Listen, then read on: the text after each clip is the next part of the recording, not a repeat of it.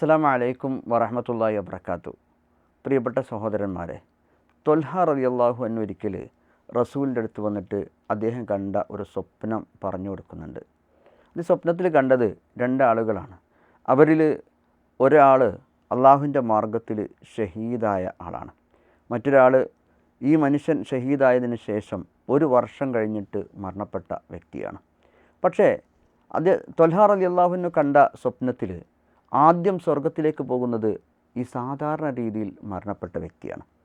റസൂലിനോട് ചോദിച്ചു, ഇതെന്താണ് റസൂലെ ഇങ്ങനെ?